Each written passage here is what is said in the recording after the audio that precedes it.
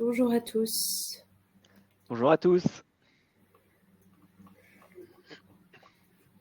Je vois qu'il y a 45 personnes connectées. Ah bah Bienvenue. voilà, à l'heure, c'est pas mal. Bonjour Alison, bonjour Philippe. Plaisir d'être là avec vous aujourd'hui.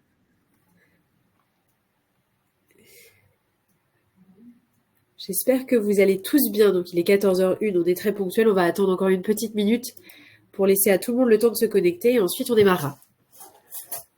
Si vous voulez, en attendant que tout le monde se connecte, là, mettez-nous dans le chat aussi s'il y a des points importants que vous voulez voir pendant le webinaire, vous avez déjà des questions. Ça, nous, ça va nous permettre d'aiguiller le webinaire et de bien répondre à vos attentes. Donc vraiment, n'hésitez pas. Et bonjour à tous, ça fait plaisir. Voilà, il y a de l'animation, c'est cool. On est presque 50, c'est super. Encore quelques secondes. C'est toujours le moment un peu creux où on laisse à tout le monde le temps de se connecter. Je vois que Henri veut un petit mot sur l'IA. Eh ben, on va pas les dire un moment alors, avec plaisir. Je pourrais vous dire comment on s'en sert chez Fasterclass. 51 personnes. Bon bah, je vous propose qu'on démarre. Du coup, bonjour à tous, bienvenue dans ce webinaire. Donc aujourd'hui, comme le nom de notre webinaire l'indique, on va vous donner quelques petites clés stratégiques. L'idée étant que vous puissiez maximiser l'impact de vos projets de formation. Pour vous en parler, j'ai fait appel à un expert. Donc je suis accompagnée aujourd'hui de Raphaël Maisonnier, cofondateur de Fasterclass. Donc Raphaël, je vais te laisser te présenter. Eh bien, bonjour à tous. Donc, je m'appelle Raphaël. Je suis, comme Lisa l'a dit, un des cofondateurs de Fasterclass. On est un organisme de formation et de coaching. On est certifié Calliope et on est spécialisé dans l'accompagnement des managers et de leurs équipes. Donc, tout ce qui va avoir trait au management, leadership, le feedback, communication, gestion du temps, gestion de projet. Voilà, tout ça, c'est des sujets qui nous animent. Et notre spécificité, ça a été de se dire, mais comment on peut faire évoluer l'expérience de formation pour avoir un max d'impact, notamment sur la partie soft skills. Donc bon, on en dira plus pendant le webinaire, mais du coup, quand j'ai vu le sujet du webinaire, je me suis dit, tiens, c'est marrant que Klaxoon me fasse un petit coucou là-dessus, parce que c'est exactement ce qu'on cherche à faire avec Fasterclass. Super, merci beaucoup Raphaël. Et moi donc je m'appelle Lisa Gruot et je suis consultante chez Klaxoon. Donc j'accompagne tous nos utilisateurs dans la transformation de leurs pratiques et l'intégration de Klaxoon dans leur quotidien, donc notamment aussi au sein de leur formation. Ce que je vous propose, c'est qu'on passe directement dans le vif du sujet. On va faire sortir quelques chiffres. Premier constat, dans un milieu où les compétences sont devenues vraiment le moteur principal des organisations, dans un monde où la formation en entreprise n'a jamais été aussi valorisée, figurez-vous qu'en 2024, 68% des employés reconnaissent avoir manqué une formation par faute de temps. Ce chiffre est assez alarmant. De ton côté, Raphaël, est-ce que toi, tu le ressens? Est-ce que tu constates la même chose? Et aussi, qu'est-ce qui peut expliquer, selon toi, ce chiffre?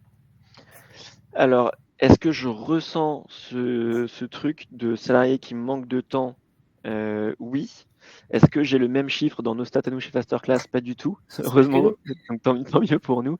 Le dernier chiffre que j'avais, il faut qu'on finisse 2024, mais en 2023, on était à 93% de complétion quand même de nos parcours de formation. Donc c'est Ouais, pas c'est voilà, très, très élevé, ouais. c'est assez élevé. Mais en tout cas, moi, ce que je retiens, c'est que, enfin, ce que ça me fait comme réaction, c'est que si les gens ne vont pas en formation parce qu'ils disent manquer de temps, c'est surtout un problème de priorisation. Parce que quand, je sais pas, moi, si on m'appelle et me dit, Raph, il y a une fuite d'eau dans ton appartement, bah, peu importe ce que je suis en train de faire, je coupe et Je je vais fonce. faire ma fuite d'eau, quoi. Donc, en fait, c'est un problème de priorisation et de se dire qu'ils ont des trucs plus importants à faire que de se former. Et donc, là-dessus, il y a plusieurs choses. Soit c'est parce qu'ils ont, par exemple, été en amont de la formation mal sélectionnés. C'est-à-dire qu'on a mis des gens qui sont là mais qui n'ont rien à faire là, ou parce qu'on a dit bah, il faut que tu ailles valider tes formations, mais donc ils y vont à reculons, mais ils n'ont pas l'envie de base d'y être. Soit c'est parce qu'ils ont commencé la formation, et peut-être qu'au début ils étaient même volontaires pour y aller, mais en fait ils se sont rendus compte que la formation ne répondait pas à leurs attentes, ou n'avait pas suffisamment d'impact pour eux. Et donc c'est là-dessus qu'on va aussi pouvoir travailler. Donc il y a vraiment deux choses à voir. Il y a d'abord en amont comment est-ce qu'on sélectionne les gens pour avoir le bon public pour la formation. Et après, pendant la formation, comment est-ce qu'on a un max d'impact pour engager les gens et qu'ils n'aient pas à se dire en fait j'ai autre chose à faire, quoi. Bien sûr. que ce soit vraiment en adéquation avec leurs besoins. Ouais. Super. Deuxième constat, un autre chiffre plutôt alarmant. Aujourd'hui, les formations, elles semblent ne plus produire les résultats attendus. Selon une étude qui a été menée par LinkedIn, il y a 4% des formations en entreprise qui atteignent l'étape d'évaluation des résultats, ce qui veut dire en d'autres termes que en fait, la grande majorité des apprenants ne vont pas au bout de leur formation. Pareil, Raphaël, selon toi, qu'est-ce qui pourrait être les limites des approches dites traditionnelles qui peuvent amener à un tel résultat?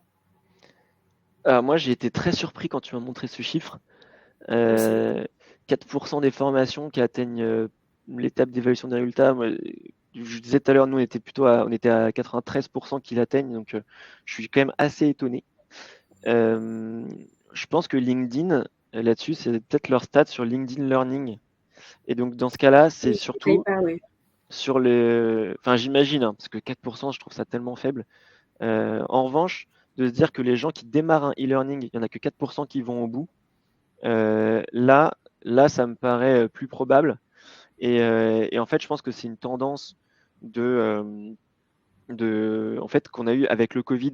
On a vachement développé les e-learning et on s'est dit Oui, combien il y a de boîtes qui sont créées en se disant tiens, on va faire le Netflix de la formation. Enfin, ça, on l'a entendu des dizaines et des dizaines de fois.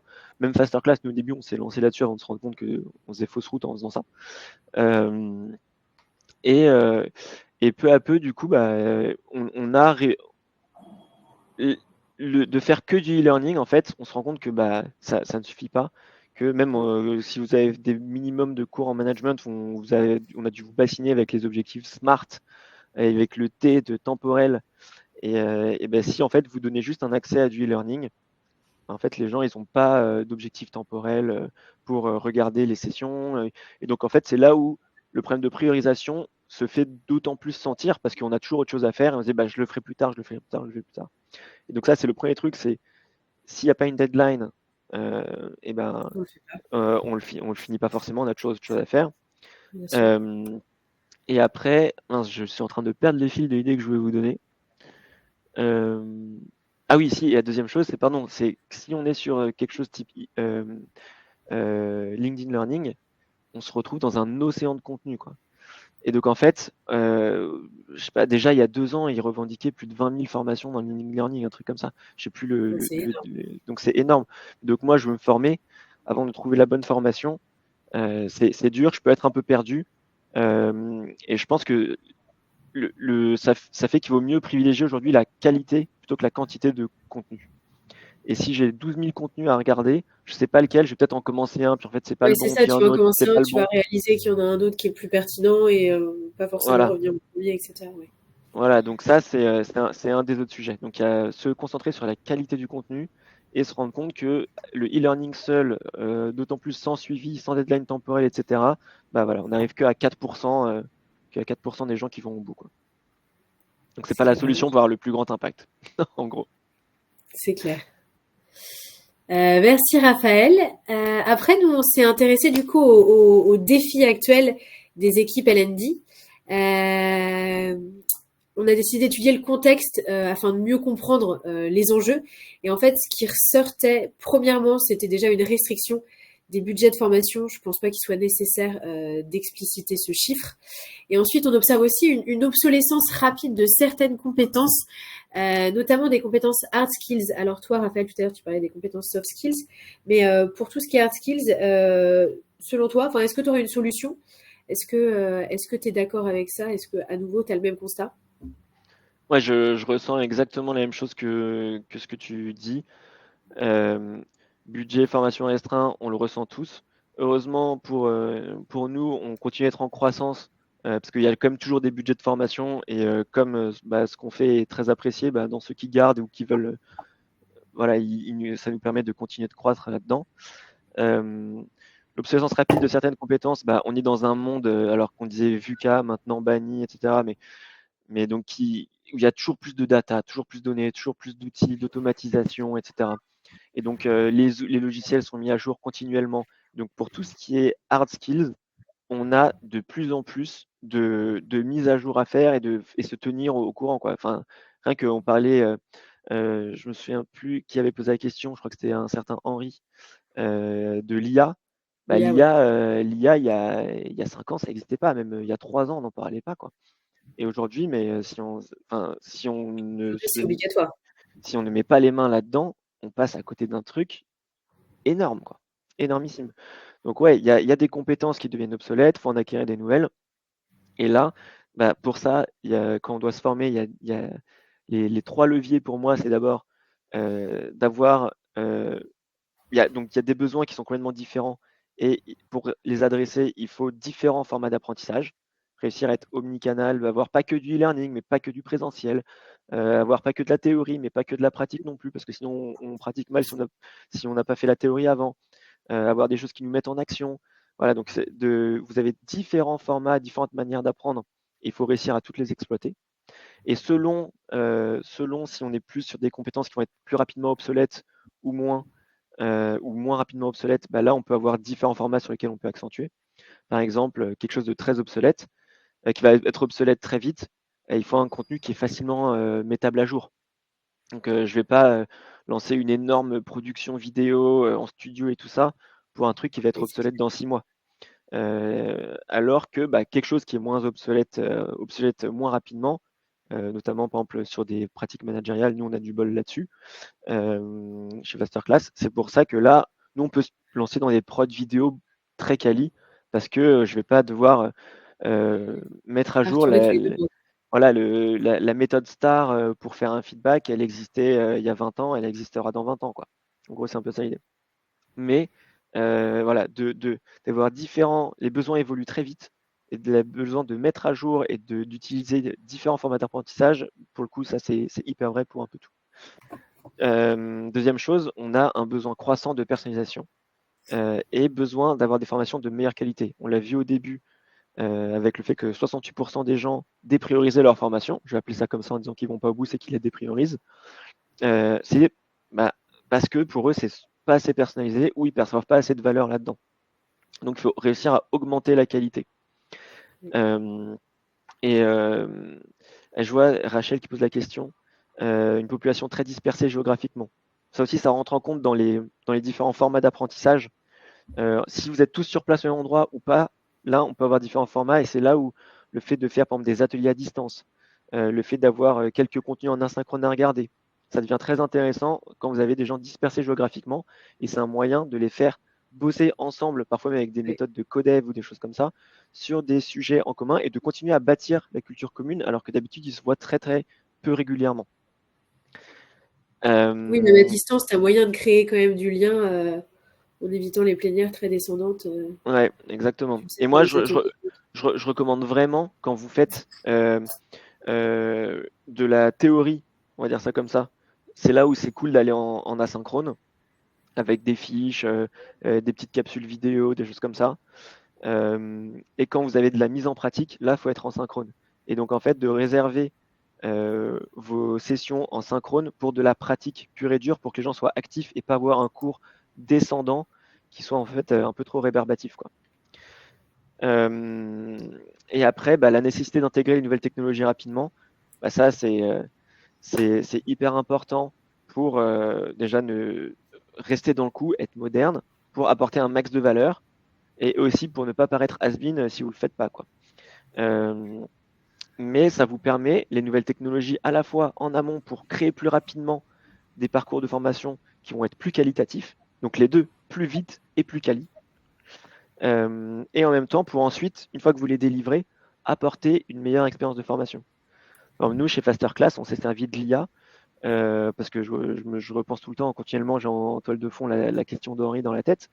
Mais on a créé un chatbot, un assistant IA sur le feedback, en mettant tous nos contenus de formation qu'on a nourris, etc., dans notre truc qu'on appelait Feedbackinator. Pour ceux qui connaissaient Akinator quand vous étiez petit, il posait des questions et puis il trouvait tout le temps la bonne personne. Donc on l'appelait Feedbackinator. Et avec ça, en fait, pendant notre formation feedback, on vous donne accès à ce truc-là et vous pouvez vous entraîner à formuler vos feedbacks de la meilleure des manières. Et Feedbackinator vous aide grâce à l'IA. Donc c'est vraiment top.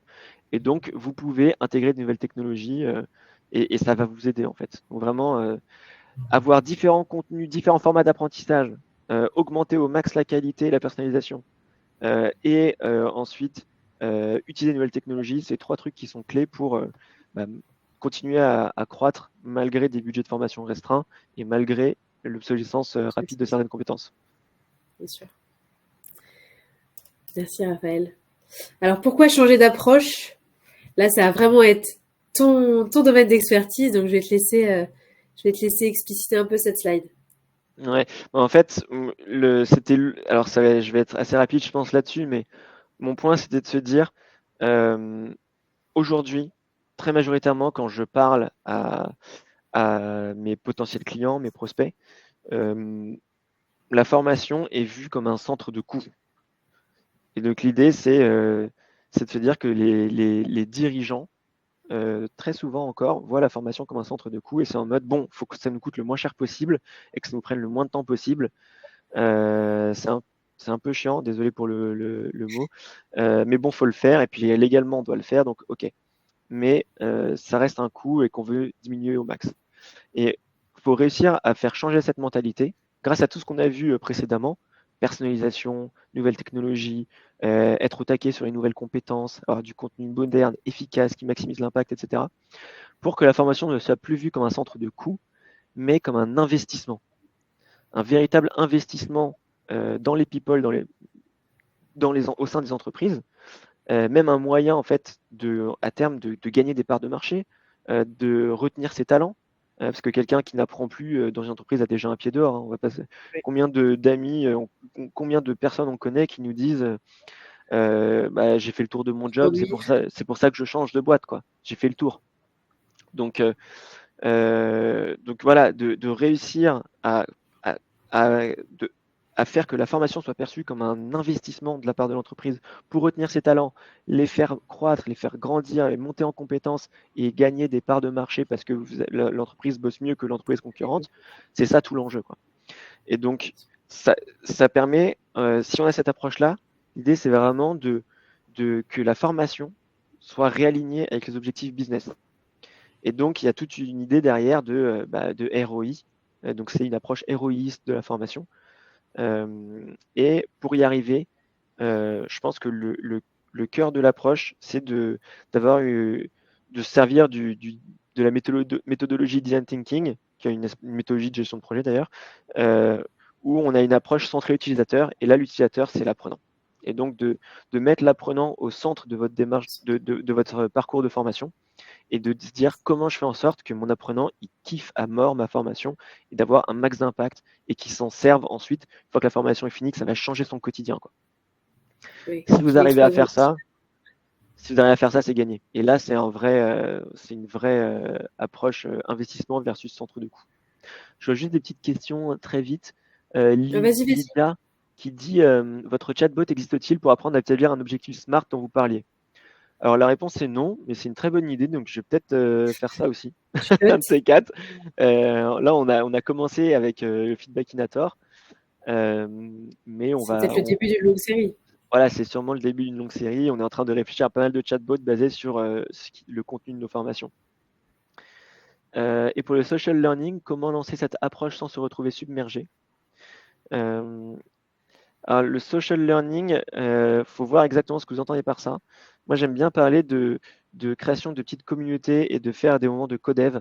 Et donc, nous, notre technique chez Fasterclass, c'est donc les gens regardent des petites vidéos de 3 minutes euh, euh, en amont des ateliers. Mais comme ça, tant qu'ils ont vu les vidéos, ils peuvent les regarder le dimanche à 3 heures du matin. J'en ai rien à faire en fait. Tant qu'ils ont vu la vidéo et qu'ils sont prêts pour l'atelier, ils arrivent à l'atelier et là, ils pratiquent entre eux en groupe. Et donc, c'est là où ils se partagent aussi entre eux leurs tips et on crée une espèce de communauté apprenante. Et c'est toujours le même groupe qu'on va suivre comme ça pendant semaine après semaine et qui va apprendre ensemble et progresser ensemble. Donc, il y a des petits moments de codev et ils bossent sur leur euh, problématique à eux, leur cas réel à eux, pas des cas fictifs. Comme Ok. ça, pareil, c'est toujours ancré dans leur quotidien et c'est le plus utile possible pour eux. Voilà mon idée pour le social learning. Merci beaucoup, Raphaël. Alors Avec tout à l'heure, plaisir. tu parlais de la partie un peu chronophage de la création de certains contenus qui deviennent obsolètes très vite. Nous, on a retenu un chiffre, c'est que pour 53% des formateurs, la création de contenu est l'étape la plus chronophage. Je pense que pas mal d'entre vous se retrouvent dans ce chiffre. Toi, Raphaël, qu'est-ce que tu en penses? Et vous, comment, chez Fasterclass, vous créez vos contenus pour les formations? On a déjà un petit peu parlé, mais si tu peux expliciter encore un tout petit peu plus. Ouais, bien sûr. Alors déjà, je suis étonné que que ce soit que 53% des formateurs qui trouvent que c'est l'étape la plus chronophage. Les gens sont peut-être très polis. Ouais, ils sont peut-être polis. Franchement, ça prend un temps monstre de créer du contenu de qualité. Donc voilà, plus on va vouloir mettre de la qualité, plus ça va prendre du temps. Et, et donc, bah, si vous voulez des contenus de qualité, et ça va être le fond et la forme aussi, les deux sont importants pour votre formation, bah ouais, ça prend du temps et il n'y a pas le choix, faut passer un peu de temps, quoi. Nous, Fasterclass, en fait, on a notre création de contenu, c'est surtout des vidéos qu'on tourne en studio avec nos experts. Donc, faire une mini-série qui dure au total 1 heure, quand on prend tous les épisodes mis bout à bout, Ok. ça nous prend 3 mois, quoi. Entre avec l'expert, euh, euh, définir tous les épisodes, scripter tous les épisodes, puis après aller tourner, puis après faire la post-prod, puis ensuite penser à tous les ateliers qu'on va faire après chaque épisode, quels ateliers on va faire, qu'est-ce qu'on va y mettre, les fiches récap de chaque épisode, les petits exercices à faire en autonomie, etc. On en a pour 3 mois de prod et en étant plusieurs à bosser dessus sur les 3 mois, quoi. Donc ouais, ça prend beaucoup de temps. On a déjà réussi à réduire beaucoup la durée, notamment grâce à l'IA. Donc nous, on se sert, je peux vous le dire, on se sert de l'IA par exemple, pour nous aider à scripter nos contenus, à scripter par exemple nos épisodes. Donc voilà, on a le fond avec les experts, on nourrit, après on a des petites idées, mais voilà, ça nous fait un sparring partner avec de l'IA d'aller beaucoup plus vite. Et même de nous relire quand est-ce que nous on a fait des fautes quand on écrivait le truc et tout ça. Voilà, donc si arrive des Ouais, nouvelles ça peut gagner technologies, pas mal de temps quand même. ça fait gagner beaucoup, beaucoup de temps. Au début, on mettait 6 mois à faire une mini-série. On est passé de 6 mois à 3 mois au total. De productivité. Donc voilà, c'est des gains de productivité énormes. On peut encore certainement faire mieux. Mais ouais, et dans nos vidéos, déjà, les différents contenus qu'on crée, on va avoir des vidéos avec un expert face cam hyper souriant, sympa, etc., qui donne la théorie. Par exemple, je sais pas, on a un épisode sur l'équation de la performance, performance égale potentiellement interférence, et après qu'est-ce que ça veut dire, etc. Et après, on va voir d'autres épisodes de témoignages avec, je sais pas, des membres du COMEX de l'entreprise chez qui on veut former, qui viennent expliciter, dire comment ça se matérialise dans leur entreprise. On a des petites vidéos avec des acteurs qu'on a tournés pour illustrer entre comment ça se passe dans la vraie vie et comment on pourrait faire différemment. Donc, on a différents types de vidéos comme ça. Mais ouais, ça prend du temps de faire des trucs vraiment quali, quoi. Ça, malheureusement, on peut pas y couper. On peut Il n'y a pas y pas de, couper. il y a pas de recette miracle.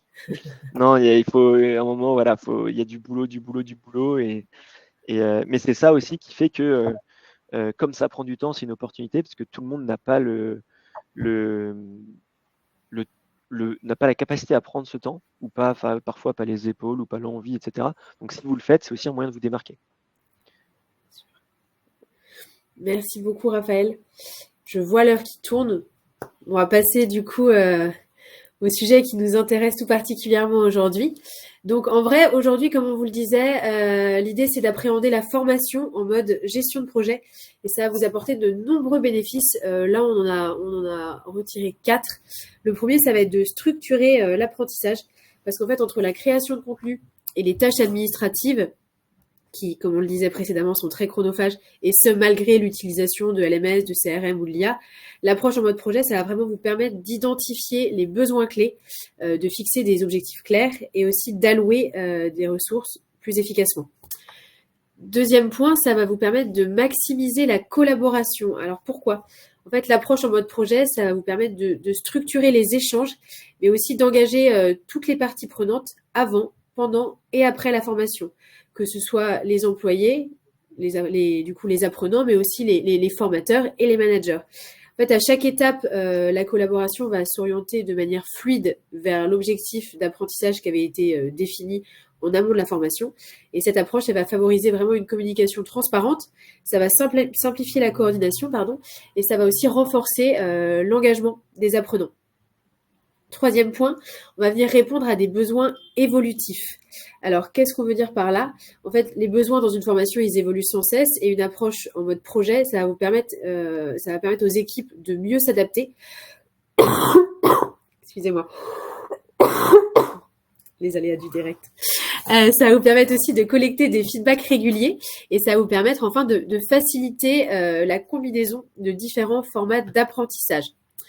Et enfin, dernier point, ça va vous permettre aussi de mesurer plus précisément l'impact des formations. Cette approche, ça va vous permettre d'évaluer l'efficacité de votre formation en entreprise et ça vous donne une vue d'ensemble claire des compétences qui sont réellement acquises et celles qui sont aussi appliquées par les apprenants. Et grâce à cette méthode, les équipes L&D, elles vont pouvoir dépasser les indicateurs traditionnels et définir des KPI vraiment orientés résultats et qui seront alignés sur les objectifs stratégiques. Je ne sais pas si tu as des choses à rajouter, Raphaël, autrement je poursuis. Tu peux y aller, c'était très clair pour moi. Super. On a fait ressortir 3 stratégies de gestion de projet qu'on peut appliquer à la formation en entreprise. La première, c'est le lead learning. Alors, c'est une méthode qui est inspirée du lead management et ça consiste vraiment à optimiser le parcours d'apprentissage. La seconde, on va se baser sur les méthodes agiles. C'est l'agile learning. C'est vraiment sur le même principe que le lead learning. On va vraiment avoir de la gestion de projet en mode agile et ça vous permet de segmenter le parcours d'apprentissage en modules. Et la dernière, c'est celle dont parlait Raphaël tout à l'heure, c'est le design thinking. Excusez mon anglais, je suis très enrhumée. Ça va être une autre méthodologie de gestion de projet qui peut s'appliquer à la formation en entreprise. Et en fait, dans la conception de produits, cette démarche elle va viser à créer un produit qui est centré sur l'utilisateur en impliquant directement ce dernier dès la réalisation du prototype et les premiers tests. Vous, Raphaël, comment ça se passe chez Fasterclass? En fait, donc chez Fasterclass, c'était un mix du design thinking et du agile learning.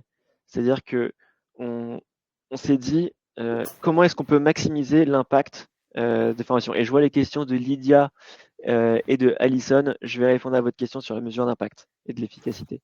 Donc en fait, on s'est dit une formation classique. Oui. Moi, donc, je ferai les formations par exemple en management. L'expérience classique, c'est je fais appel à un formateur, je réunis mes 10 managers à former dans une salle avec le formateur, ils ont une journée de formation, et puis à la fin de la journée, terminé, bonsoir, la formation est terminée. Alors on est content, en théorie, on a appris pas mal de trucs, ça fait aussi du team building, ce qui est bien, parce qu'on s'est retrouvés dans une salle tous ensemble. En pratique, une semaine plus tard, le quotidien a bien repris ses droits, il n'y a pas eu d'impact outre mesure parce que il n'y a pas eu d'ancrage ni dans la pratique ni dans la durée. Et donc on s'est dit, bon, une journée de formation, c'est 7 heures. Donc c'est un droit de prendre 7 heures pour former les gens. Comment est-ce qu'on peut avoir le plus grand impact possible? Et donc là, je vais vous parler de notre expérience de formation best-seller, donc la plus classique qu'on a chez Fasterclass. Ça représente à peu près 50%, un peu plus de 50% de notre chiffre d'affaires. Et donc ce qu'on a fait, c'est qu'on s'est dit, les 7 heures, il nous faut un max de mise en pratique. Donc on a 4 ateliers de 1h30 comme ça, dédiés sur la mise en pratique, en groupe. Donc c'est là, on parlait de social learning tout à l'heure. Et c'est hyper efficace en groupe. Il y avait une question sur est-ce qu'on n'apprend pas un peu moins bien, ça prend plus de temps, etc., qui était moins bonne d'apprentissage. Je ne pense pas. C'est hyper bien de pratiquer sur ces cas à soi et d'avoir à la fois d'être tour à tour le pratiquant et tour à tour observateur et de se rendre compte quand les autres pratiquent des trucs qu'ils font et adapter sa pratique. Donc c'est vraiment hyper bien de réussir à faire ça en groupe. Et donc on a 4 ateliers comme ça une fois par semaine pendant un mois. Et c'est que de la mise en pratique sur les cas réels des gens. Après, ça fait 6 heures, il nous restait 1 heure. Je me suis dit, tiens, cette heure-là, ces ateliers sont en distanciel, je réponds à Jamila. Ça permet aussi d'avoir des gens de différentes zones géographiques, des managers de sites de différents sites ensemble qui en plus se retrouvent et se partagent leurs tips et tout ça, leurs bonnes pratiques.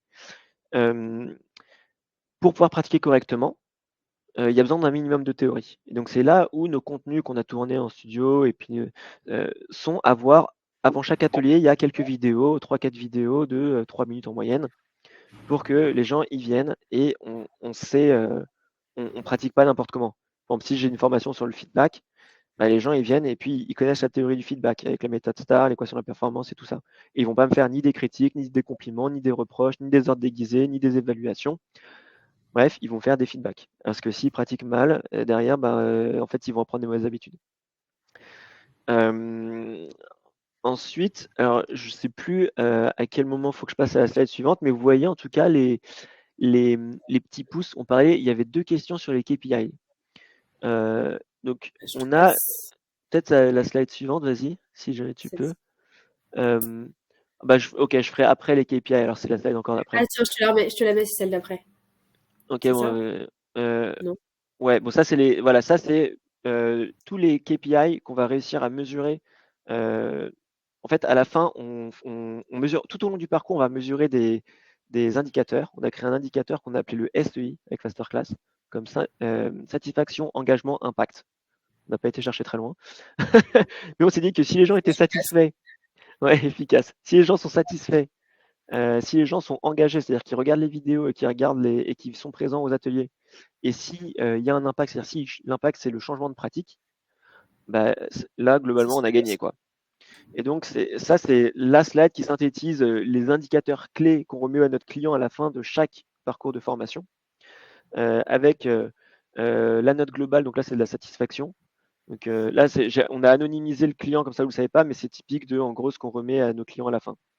Donc là il y a une note moyenne sur les vidéos, une note moyenne sur les classes virtuelles, note sur 5, donc ça nous fait une note sur 10 en note globale. Ça c'est de la satisfaction. L'engagement, c'est la complétion moyenne du parcours. Donc là, on va mesurer est-ce que les gens étaient présents, est-ce qu'ils ont regardé toutes les vidéos. Oui.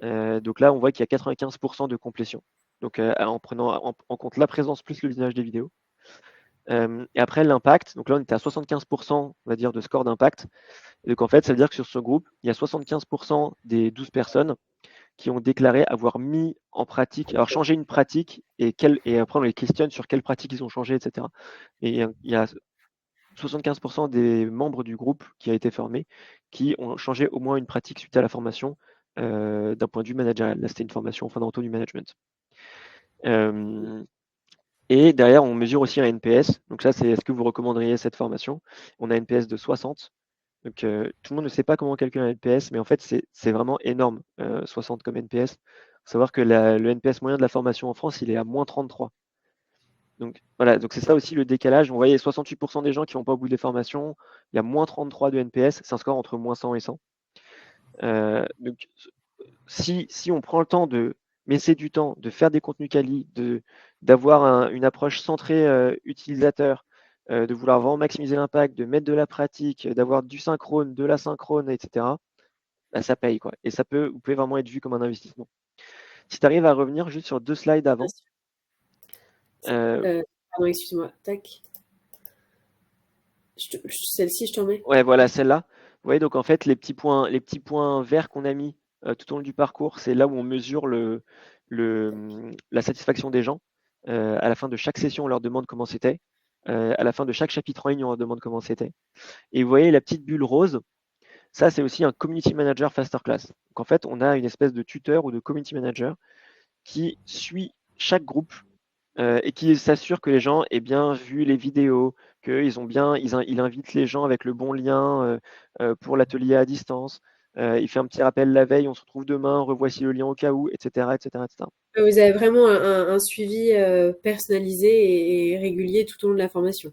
Ouais, c'est hyper, hyper Motiver important. les troupes. C'est hyper important d'avoir ce suivi-là. Et notre community manager est évalué en interne sur la capacité à maximiser le SEI, donc la satisfaction des gens, à répondre aux questions rapidement, à voir est-ce que les gens sont engagés, est-ce qu'ils étaient présents aux sessions, à avoir de l'impact, à changer leur pratique, etc. Et je vois la question de Sandrine Janin, il n'y a plus de formateur. Si, si, si, il y a un formateur. Le formateur est présent pendant les sessions que vous voyez Les en bleu, ateliers. pendant les ateliers. Voilà. Donc il y a un formateur qui fait pratiquer les personnes pendant les ateliers 1h30, 4 fois d'affilée, tac, tac, tac, tac, tac. Et après, on a le community manager qui qui s'assure qu'entre les ateliers, tout se passe bien, qui répond aux questions des gens, qui s'assure qu'ils regardent les vidéos, qu'ils ont les bons liens pour aller au prochain atelier, etc. etc. Et la flèche verte à la toute fin, c'est la mesure d'impact final, où là, on questionne les gens sur leur changement de pratique, on leur demande un feedback sur la formation, et c'est avec ça qu'on va faire le rapport d'impact, en plus de toutes les données qu'on a récoltées tout au long de la formation, qu'on va remettre au client ensuite. Et si tu passes à la prochaine slide, et je vais essayer d'aller assez vite. Tu as 2 minutes pour l'expliciter, Raphaël. Ouais, voilà. On est vraiment en mode gestion de projet. C'est-à-dire que quand on lance un nouveau groupe de formation, on a direct, nous, un template de gestion de projet. On a toutes les tâches à faire pour un groupe. On le duplique et boum, on affecte les tâches et on sait directement tout ce qu'il va y avoir à faire pour le CSM, donc pour le community manager, planifier minimum 3 semaines à l'avance. On a un système de relance qui se met en place, etc. Et donc, l'idée, c'est vraiment de gérer chaque projet de formation, chaque groupe, chaque projet de formation comme un truc de gestion de projet hyper cadré, quoi. Et pas trop laisser de place à de l'erreur potentielle. Voilà. Et donc, l'idée, je vois une question de Henri Thévenin et Klaxoon dans tout ça. Comment est-ce utilisé? Et donc, en fait, Klaxoon, le but, c'est d'avoir un maximum d'interactions pendant les sessions. Et donc, Klaxoon, c'est un moyen.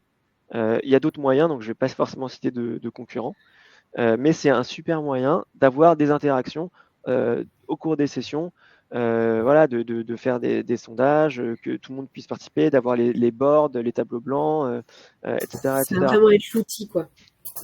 Voilà. Donc, Ça permet de faire un super lien. Quand on aura, je te laisse vas-y, encore. Lisa, Je te j'ai coupe. fini. J'ai fini. Merci Henri pour la question. Ça permet vraiment de faire un lien. Klaxoon, ça va vraiment être l'outil qui va vous permettre de rendre plus collaboratif et plus interactif les formations parce que c'est une plateforme de travail tout en un pour les entreprises qui va venir pour maximiser l'engagement de tout le monde, tout le temps, partout et sur tous les sujets, grâce vraiment à une expérience de collaboration visuelle. Vous pouvez l'utiliser, là ce qui nous intéresse vraiment aujourd'hui, évidemment, c'est la formation et aussi le feedback, mais vous pouvez l'utiliser pour tout type d'échanges, de réunions aussi bien pour faire de l'animation d'équipe, pour des ateliers de travail, du partage de connaissances, parcours d'intégration, etc. L'engagement par l'interactivité, c'est vraiment un de nos leitmotivs. Et en fait, ils vont pouvoir suivre des présentations et participer du coup à une grande variété de moments interactifs, qu'ils soient sur place ou à distance, comme le disait Raphaël, en fonction du type de formation qu'ils suivent. Et en fait, pendant les sessions, les participants ont la possibilité de recevoir en direct un flux type fil Facebook ou Twitter, enfin de suivre ce qui se passe, les questions qui sont posées, les activités qui ont été réalisées, du contenu qu'on va leur partager, et puis ils peuvent aussi y revenir plus tard en asynchrone. Et il faut avoir en tête que les formateurs, ils vont toujours contrôler ce qui se passe et puis ils peuvent aussi ajouter des moments d'interaction à la volée. À un moment, ils réalisent que voilà, là, le groupe commence à flancher un peu. Hop, on rajoute une question interactive pour redynamiser les troupes, par exemple. Il y a une grande variété d'interactions qui est présente sur la plateforme. Vous avez tout ce qui est nuage de mots. Vous avez des sondages en direct. Vous avez des jeux avec classement et des parcours gamifiés pour vraiment challenger vos apprenants. Et ça, ce ne sont que quelques exemples de ce qu'il est possible de faire avec Klaxoon pendant vos sessions. L'idée, c'est aussi de booster l'engagement en amont et en aval de la formation. Ça va vraiment au-delà de la session de formation proprement dite. Et en fait, tous ces moments interactifs, ils peuvent être mis à disposition des apprenants en asynchrone. Nous aussi, on a pas mal d'outils qui vous permettent de partager des contenus en asynchrone. Typiquement, on a le mémo, qui est une activité qui combine de la transmission d'informations, des petites questions de quiz pour tester les apprenants et du feedback pour savoir ce qu'ils en ont pensé. Dans une formation, je pense à Raphaël qui diffuse ses contenus en amont de la formation, peut très bien utiliser Klaxoon pour intégrer ces contenus et partager du coup ce fameux mémo pendant sa formation. Voilà pour ça, il est 14h40. Alors, Lisa, il y a... Vas-y, si tu peux en dire, excuse-moi. Non, mais il y a quelques questions justement. Donc, parfait, c'est tellement C'est parfait. J'ai une question pour toi sur donc Rachel qui pose la question, Klaxoon en présentiel, est-ce que c'est efficace? Oui, bah, je vais pas vous dire le contraire, mais oui, en fait, Klaxoon, ça va vraiment permettre de booster l'interactivité et aussi de libérer la parole. Moi, je pense notamment, on n'est pas forcément tous à l'aise à prendre la parole à l'oral. Et c'est pareil dans une formation. Il y a un côté descendant, ce qu'on essaie de casser, mais à l'oral, on va pas forcément oser poser les questions qu'on a. Il y a que 15%, je ne sais plus d'où je tiens ce chiffre, mais il y a 15% des personnes qui se considèrent comme étant vraiment à l'aise à l'oral. Ça fait très peu. Le fait d'intégrer Klaxoon dans une formation en présentiel, bah, ça va tout bonnement permettre à des gens qui sont plus timides, plus réservés, de d'oser poser leurs questions, d'oser bah voilà, d'oser participer, etc.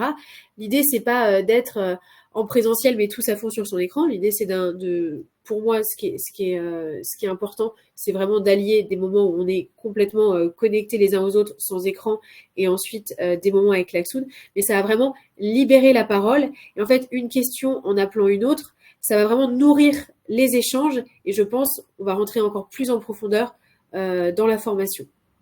Je ne sais pas si j'ai répondu à votre question. Si, je pense que c'était clair. Il y a Laure qui pose une question aussi sur les abonnements Klaxoon. Est-ce qu'il y a des abonnements payants et gratuits sur Klaxoon? Alors oui, vous avez la possibilité de vous créer un compte freemium et vous avez la possibilité d'acheter des licences payantes.